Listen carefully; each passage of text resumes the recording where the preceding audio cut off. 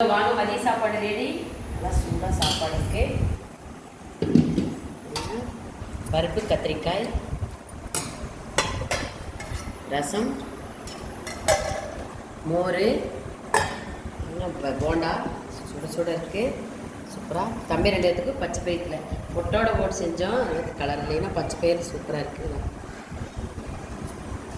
பழைய வீடியோ பார்க்காதவங்க பார்த்தீங்கன்னா மட்டன் குழம்பு, இது தக்காளி குழம்பு தம்பி 2 சரி மட்டன் சிக்கன் சாப்பிடாதவங்களுக்கு இது தம்பி 2 பேருக்கு மட்டன் குழம்பு. கலர் ஒரே மாதிரி இருக்குது.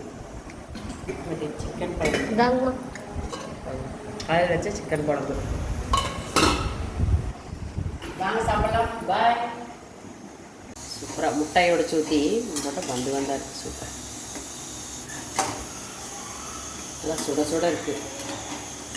ரசத்துக்கு அடிச்சுக்கலாம் இருக்குது. சுட்டாச்சு.